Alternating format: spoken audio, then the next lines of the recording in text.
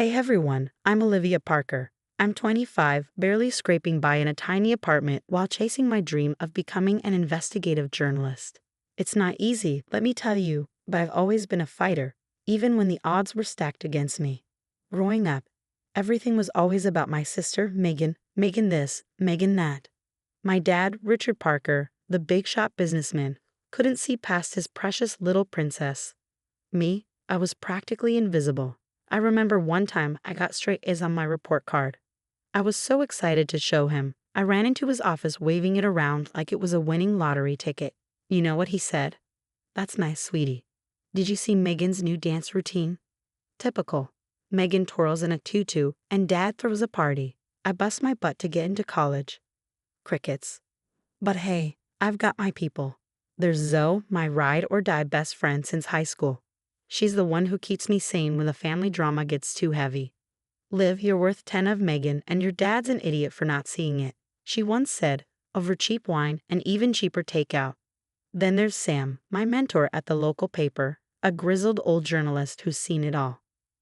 "Kid, you've got the nose for news," he said to me just yesterday.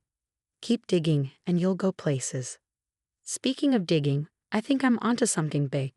There's this construction company that's been winning all the city contracts lately, and something smells off. I'm determined to find out what's really going on. I was at the office late last night piecing together some leads.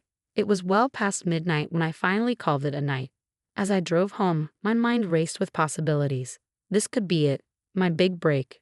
Watch out, world. I muttered to myself, grinning at my reflection in the rearview mirror. Olivia Parker is coming for you. Little did I know the world had other plans. As I pulled into my apartment complex, I spotted Megan's car, parked crook, taking up 2 spaces, classic Megan, probably stumbling home from another party. I shook my head. Some things never change. I trudged up to my apartment, fumbling with my keys, when my phone buzzed. It was Dad. Asterisk Olivia, your sister needs a ride home from the police station. Go get her, asterisk. I stared at the message, my blood boiling.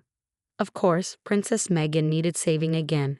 And of course, Daddy dearest couldn't be bothered to do it himself. Asterisk story, Dad asterisk, I typed back. Asterisk give got an early morning.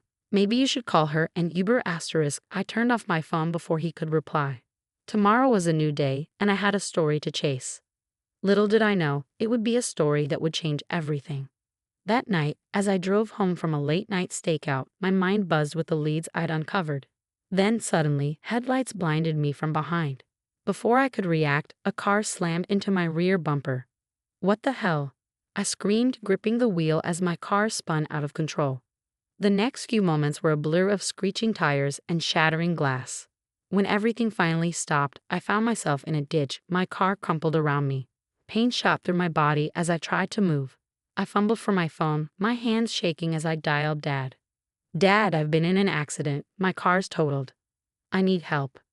"Olivia, it's 2 a.m. Can't this wait until morning?" "No, Dad, I'm hurt. I'm stranded." "Look, I'm busy. Call a tow truck or something." The line went dead. I stared at my phone in disbelief, tears welling up in my eyes. Hours later, I found myself sitting in the ER, nursing a sprained wrist and a bruised ego, when my phone buzzed. It was Zoe. "Girl, where are you? I've been trying to reach you all night." "So, you won't believe what happened." I told her everything, the accident, Dad hanging up on me, the hours I spent waiting for help. "That's messed up, Liv, but wait, there's more," Zoe said. "Your sister got arrested last night for DUI." "What? Megan?" I blurted out, completely stunned. "Yeah, and get this, your dad bailed her out immediately. Hired some hotshot lawyer too." My blood boiled.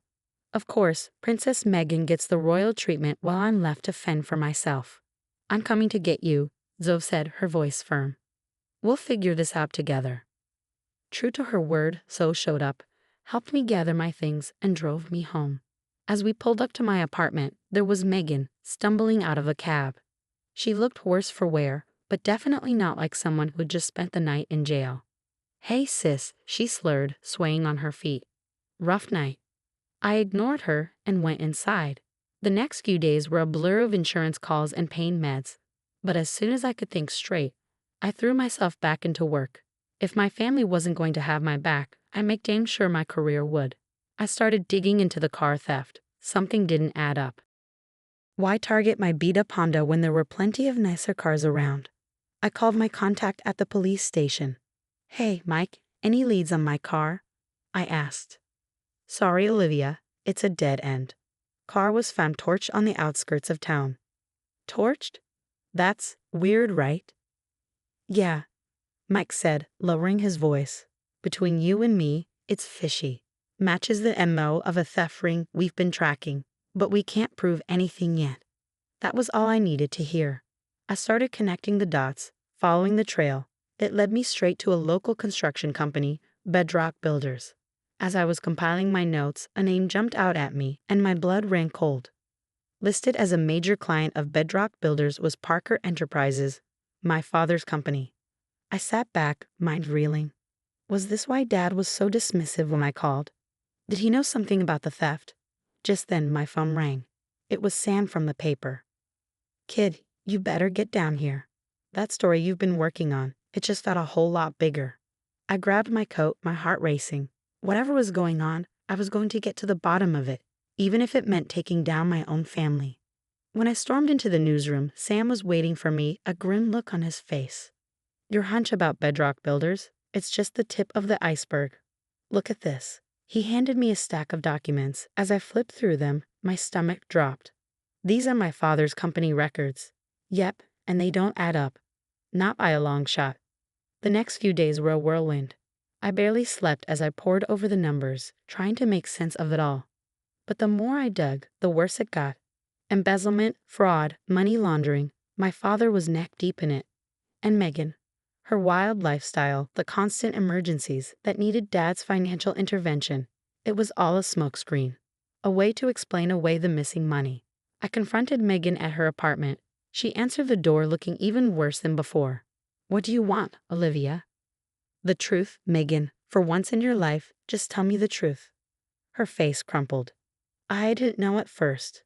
Dad would just ask me to go out, be seen at expensive places. Then it got more complicated." "Complicated how?" I asked, my voice shaking. "He'd give me credit cards, tell me to max them out. Said it was for tax purposes. I didn't ask questions." She looked down, ashamed. I felt sick. "Did you know about the DUI? Was that part of the plan too?" Megan burst into tears. "I'm so sorry, Liv. I never meant for it to go this far. Can you forgive me?" "Forgive you?" I couldn't believe what I was hearing. "You and Dad left me out in the cold while you were living it up on stolen money. Money that ruined people's lives." "Please, Liv," she sobbed. "We can fix this. We can go to Dad together." "No," I said, shaking my head. "I'm done with both of you. I'm going to expose everything." Back at the office, Sam and I worked around the clock, building an airtight case. We cross-referenced bank statements, interviewed former employees, and tracked down shell companies. "You sure about this, kid?" Sam asked as we prepared to go to print. "This story, it's going to blow up your whole family." I took a deep breath, staring at the headline on my screen. Parker Enterprises. A legacy of fraud. "My family blew itself up, Sam. I'm just reporting the fallout." When I hit send, I felt a weight lift off my shoulders. Whatever came next, at least the truth was out there. The story broke like a tsunami. Within hours, national news outlets picked it up, and my phone wouldn't stop ringing. Dad tried to do damage control. He called a press conference full of righteous indignation. "These baseless accusations from my estranged daughter are nothing but a desperate cry for attention." That's what my father said in his press conference, trying to deflect the truth. But the evidence was undeniable. Former employees came forward, corroborating everything in my story. It wasn't long before the FBI got involved, raiding the offices of Parker Enterprises. I watched it all unfold from a distance, feeling strangely detached. This was what I wanted, right? The truth out in the open. My career skyrocketed. I became the go-to journalist for corruption stories. I was invited to speak at conferences, offered book deals. But the success felt hollow. One night, Megan showed up at my apartment looking lost. "Dad's assets are frozen," she said, her voice shaking. I don't know what to do, Liv." "Figure it out, Megan," I replied coldly. That's what the rest of us do. She looked at me, eyes pleading. Can't we just start over? Be sisters again? I stared at her, really looked at her, maybe for the first time in years. No, Megan, we can't. Some bridges, once burned, stay that way. Months passed, and Dad's empire crumbled. He was indicted on multiple charges: fraud, embezzlement, tax evasion. The trial was a media circus, and through it all, I kept working, kept digging, kept exposing the truth. Then, out of nowhere, I got a call from the police. Miss Parker, we've arrested the guy who stole your car that night. Turns out he was part of a larger theft ring. Thought you'd want to know. I thanked him and hung up, feeling dazed. It was like closing a chapter I'd forgotten was still open. A year to the day after my story broke, I found myself on stage, accepting the Pulitzer Prize for investigative reporting. As I stepped up to the microphone, I held the award tight. This is for everyone who's ever been told their voice doesn't matter.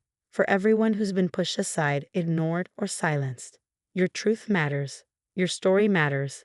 Never stop fighting to be heard. As I stepped off the stage, clutching my award, I felt something I hadn't expected: freedom. I had lost my family, but I had found my voice. And that, I realized, was worth everything. Now we want to hear from you. If you were in Olivia's shoes, would you have exposed your family's crimes, knowing it could destroy your relationships and potentially ruin their lives? Or would you have tried to handle it privately to protect them? This is a tough moral dilemma with no easy answers. Some might argue that family loyalty should come first, while others believe that exposing corruption is always the right thing to do, no matter the personal cost. What would you do in this situation? Would your decision change if it wasn't your family but close friends instead? Share your thoughts in the comments below. We'd love to hear your perspective on this complex issue.